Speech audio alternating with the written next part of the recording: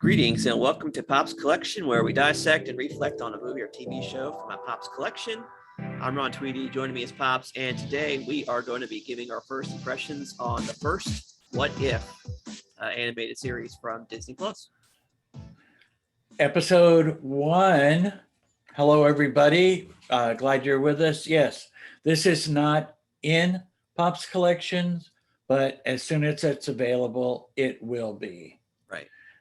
So, what if that is a lifelong, I guess, thought for almost everybody in the entire world. If you think about it, there are times that we reflect on our growing up and the steps that we've taken in life. And, well, what if we did this instead of this, or what have you? And I think everybody's kind of contemplated that. Sure. I know I have. Well, I mean, there's been a lot of stories exploring that. I mean, I can think of most famous one would be It's a Wonderful Life, right? Yes. That is definitely probably the most famous one, but a lot of different people have explored that, writers and what have you. It's probably just a timeless issue that will never go away because somebody is going to interpret it in a different way. Mm-hmm. What If is a Marvel creation that we're going to be talking about today. Right. And it's based off a line of comics that have been around since, I don't even know. I should have done a little bit more research, but I was busy with some other things this week. But there were always questions about, and I'm sure they're going to explore some of these. So I don't know exactly what spoiler territory we can wander into. The big one, I think, that has been at least in the zeitgeist for a while is what if Jane Foster became Thor as opposed to Donald Blake. And so, that was a whole thing around that. And so we're going to see Jane Foster take on the Thor power, I guess, in the next Thor film as well. So, that was one of the classic what if stories, I think. So there's that. Well, before we get into the story, I think maybe we'll just take a few minutes to discuss some of the details about the production and Sure.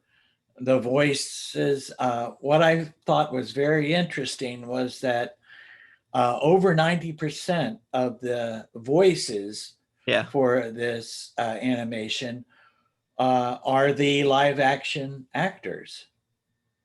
90%, yeah, but some of the key ones missing. You mean like, I should say. You mean like Tony? Or Steve Rogers. Or also, when we get to it, Black Widow. Okay. Also has a different voice actor. And surprisingly, in this first episode, the voice actor that does the Red Skull. Yes, not Hugo Weaving. No, but who it is, interestingly enough, is another somewhat comic book actor. He plays a character in The Walking Dead. Okay. So he's a gentleman that has a beard and lost his hand. I don't know if you know the character. I believe he played a gay character. I'm trying to remember. But I saw that he was the voice of Red Skull, and I said, "Wow, okay. At least he's comic book savvy." So sure. But I thought that the animation itself was real crisp. Yeah. Nice defined lines. They tried to make it like the real good DC animation. I agree. And I think that it may have surpassed the DC animation in this particular episode anyways. Well, it's a different art style. I don't know if we could say, from a value standpoint, if it's really comparable, because particularly what I'm going to compare it to is Long Halloween, because that's what we just watched, number one, and number two, it's relatively recent before a DC release. Um, that they are the DC ones at least are they still, even though I know they're mostly done on computers, it still has a hand drawn feel to it. Whereas the Marvel one does not have a hand drawn feel. It looks like it is a CG thing, but it's a CG. There was a technology back in the 2000s called cell shading, and it Yes. was a way for a lot of video games to kind of have a comic book look. If you want to look at Legend of Zelda, Wind Waker, or a couple of Dragon Ball Z games, very similar art style in that way. So it looks like it's a cell shaded video game almost with Marvel, but the motion and the movement is very fluid. So it looks, that was the thing that surprised me the most, is that there's two key scenes in this first episode that pretty much mirrors exactly what happens in Captain America: The First Avenger, and aside from a dialogue change, they're pretty much shot for shot exactly the same as the movie.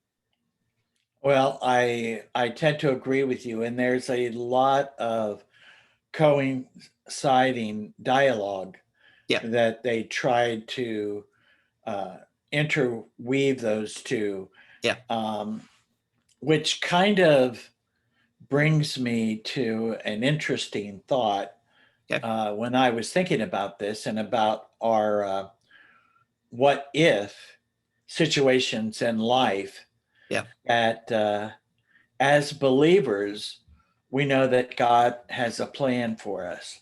sure, And sometimes He'll put a boulder in our way hmm, and we keep walking around the boulder, walking around it. But His purpose is for us to walk over that boulder. yeah, But we might take a while to get it.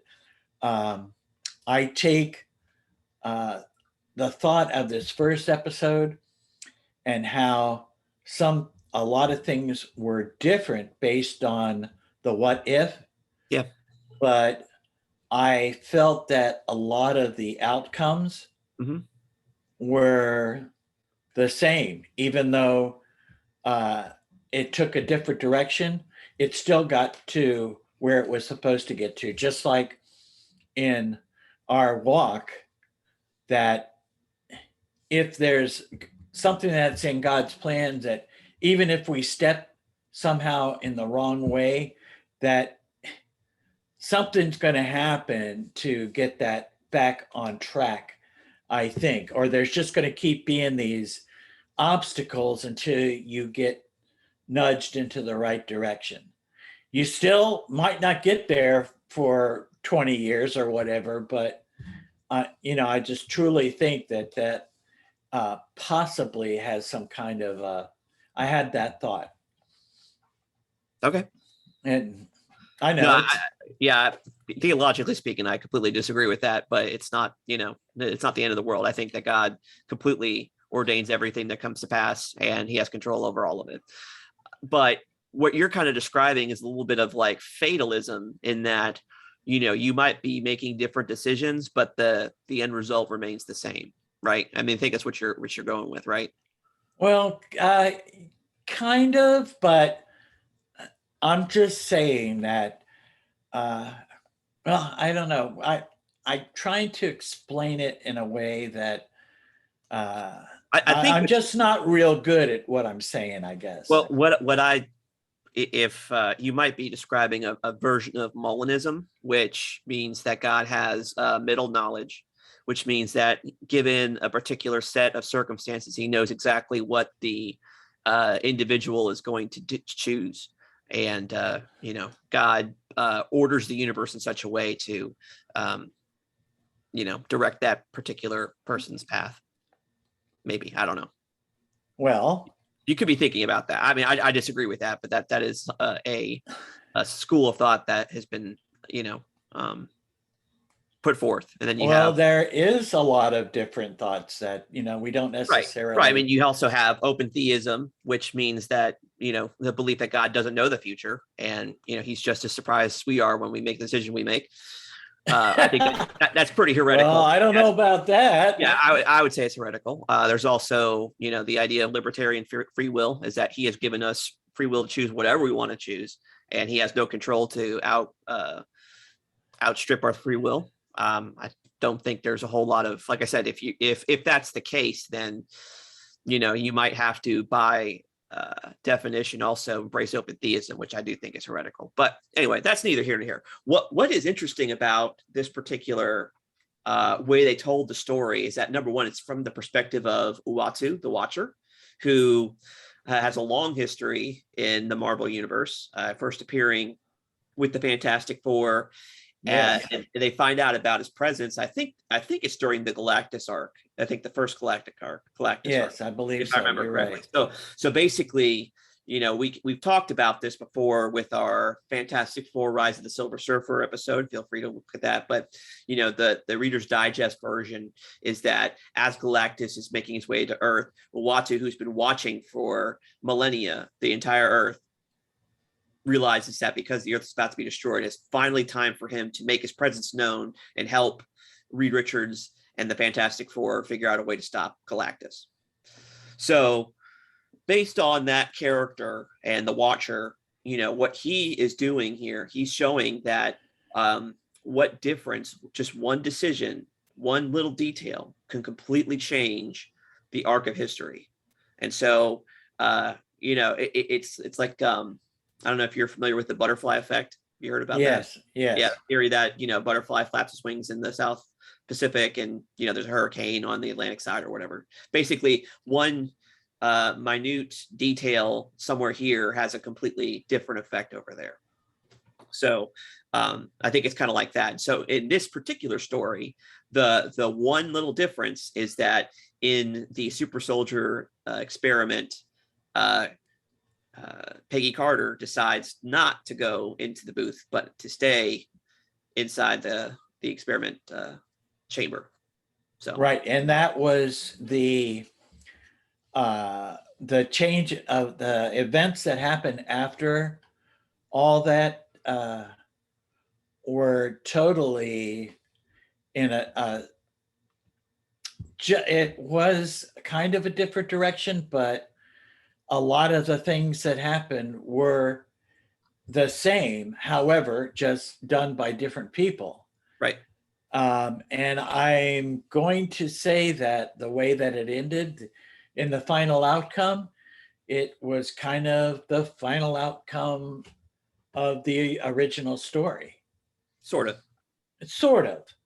But again, this episode's called Captain Carter. Right. Right, which I so thought it would be Captain Britain. But they can't do that though. There's already another Captain Britain.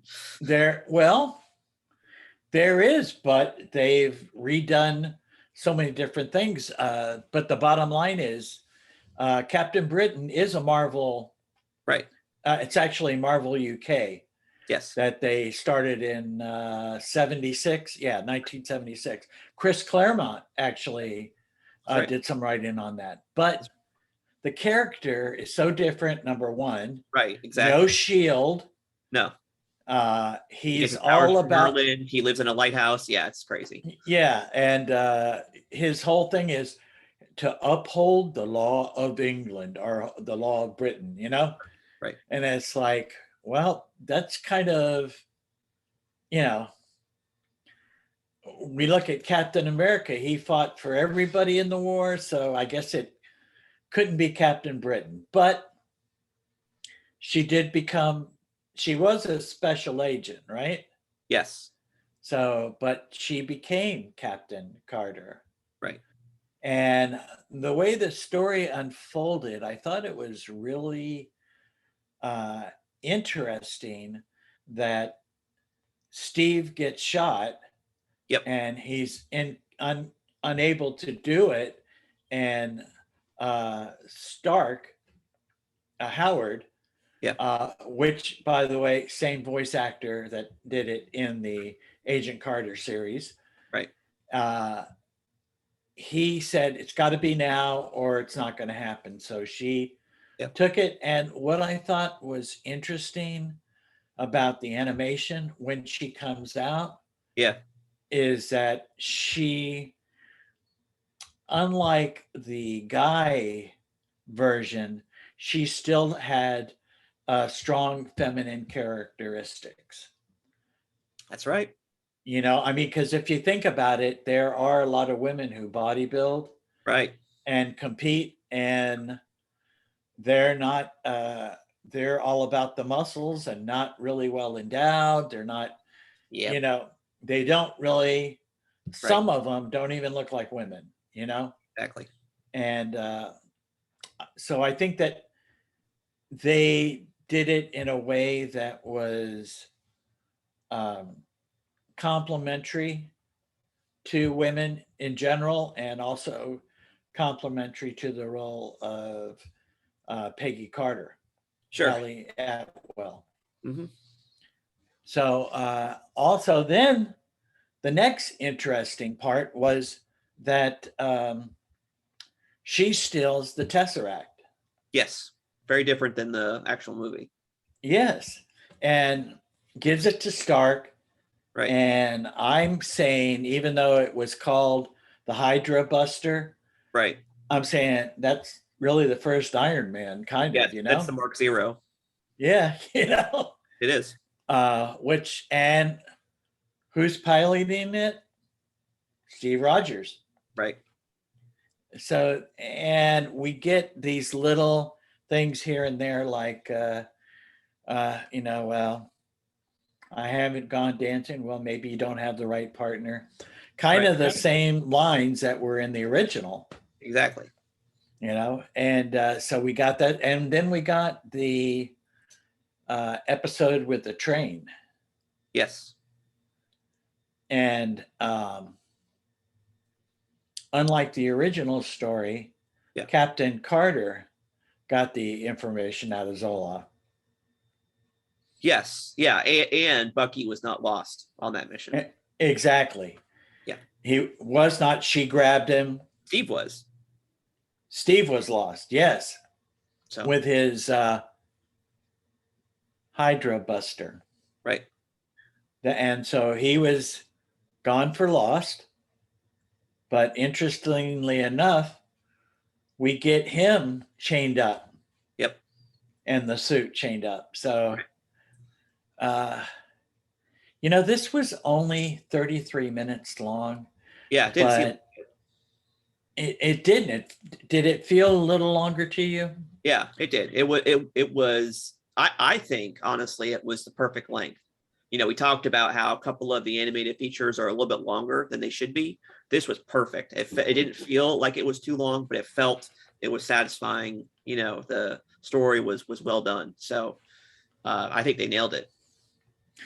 Well, I think the story flowed very well. There are some areas where they kind of went quickly through it because um, in the climax of the movie, Yeah. uh, Red Skull somehow has the Tesseract again. Well, yeah, he got it from the Hydra Buster when they captured the Hydra Buster. It was, oh, so, That's what powers it. That's the reason why he was able to make the armor in the first place. right. Well, but it was indestructible. So did he have The vibranium? the no the suit was indestructible and it was intact when they found it. Right. So how did he make the suit out of the Tesseract? No, No, right? So what do you use? Vibranium, maybe? I guess they wouldn't have that much. I don't think. Right. See, there's a lot of things that they didn't explore that would have made it longer. So, and again, I'm happy with the length of it. I'm just making some points where it could have been drawn out a lot more. So for the creators of this, I'm going to give them a big kudos Okay. for it, definitely. And also, I'd like to say that with my research, I could not find a Captain Carter uh, comic story. So this is Right. somewhat original storyline. Yeah, I think so. So, and because they did have a What If series, Right. but Yeah, I think when we do our what if season one wrap up, I'll do some more research and I'll share some of the more interesting ones from the what if stories. So yeah, because it really did. If to our listeners, if you haven't watched it yet, we're sorry we did not mention any spoiler alerts, but it's fine. hey, It's the first episode. right, and you guys will definitely enjoy it from beginning to end. Yep. I have to say that the recreation of Red Skull finding the Tesseract in the first place, Yeah. that was much more drawn out in the Captain America version Yeah, a little than bit. it. Yeah, I mean, it was pretty quick in this one Yeah. as opposed to that. So again, the story flowed. Um, the interdimensional creature. What'd you think about that? That was the only thing I found that was a complete missed opportunity. So obviously, they're in Tonsberg, Norway, which has this weird mythical connection to Asgard for some reason. This is where they found Tesseract. This is where the battle between the Frost Giants and the Asgardians took place way back in the day. It's the place where New Asgard gets created. It's so there's this huge connection to the Norse world, and so this is also the place where they find the Tesseract, and he's going to use the Tesseract to summon a monster. To me, the complete missed opportunity is that they could have summoned the Destroyer from the first Thor movie. Yes. That's what they should have done, and they completely missed it. Swing and a miss. Right. Or from Ragnarok, the character with the horns. You're talking about Surtur from Yeah, Muspelheim? yeah, yeah. I mean, I guess you could have gone that route, but I think You that could have gone just about any route. the reason why I think the Destroyer would have worked so well is because that's another MCU Phase One movie, and it was a prominent feature in the Thor film. It just makes perfect sense that they should borrow from the same You era. would think, yes. That's what I'm saying. That's the only thing for me is that was a missed opportunity. I mean, the multiple tentacled monster is fine. It's not like it's it was designed well, but to me, after us seeing the Suicide Squad and Starro, it's like, been there, done I that. agree. Yeah, yes, definitely. Um, and the Red Skull thinks he's gonna, you know, have power over this creature, and the creature just crushes him. Yeah. So Again, that Destroyer would have been a much better target for that. true. But again, it might have taken a little more time. I don't know if they have a time restriction on this. I doubt it. Uh, but well, I guess we'll see the more episodes that come up. Do you know how many episodes there's going to be in this season? I don't. I don't. I didn't see anything on it either. I tried to do some research on it. Yeah. I just did note, like I said, that a lot of the live action characters Yeah. are going to be the voices for Right. the animated characters. Right. Even Chadwick Boseman, Right. which I'm looking forward to. Yeah. That episode I'm really interested in seeing. Me too. And, seeing Yandu again, Mm-hmm. Yep. since he's dead, he's coming back to life now. Right. Now, what did you think about the Watchers saying that this was an alternate universe Right. in the beginning of the story? Mm-hmm. So, are we going to have a lot of different alternate universes, or? Well, I do think number one, that's something that happened at the end of Loki, right? The TVA is destroyed, so all those branches become fully grown.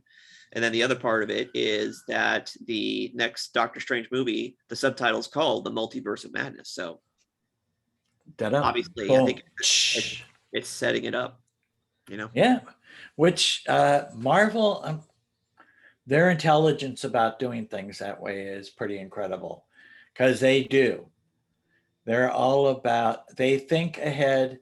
If we're watching a TV series, it's somehow going to have a little bit of connection here, or we're watching a new movie, there's going to be some connection somewhere to that phase. Like we're in phase 4 now. So Sure. is this because the story was kind of a phase 1 story, or do you think that they'll work it through the different phases to get up to where we are now? I have no idea. I really don't know what to think. I don't know what to expect. It's completely, just from some of uh, the other scenes that we saw in the preview for it. I mean, we know obviously you talked about T'Challa being Star-Lord, and then there's Killmonger saving Tony Stark. We already saw Captain Carter. I'm trying to think if there was other ones. I don't remember seeing any other ones. I don't think. I think there's a Hawkeye one too. Maybe, and there's a Doctor Strange one. I know that. Right. And the way I saw it in the information I was looking at, Yeah. it may be like a teaser for the next season, Oh, okay. the Doctor Strange one, because there was very little said about him.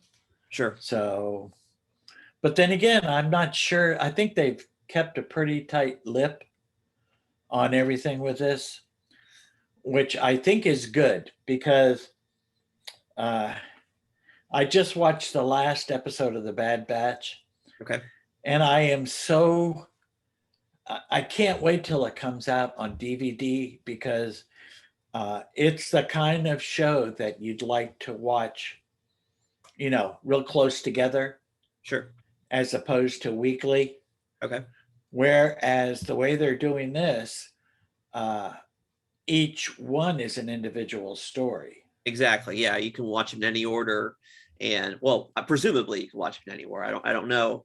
We don't really know exactly what to expect, but assuming That that is true. We don't know. it's more of a episodic as opposed to a serialized format.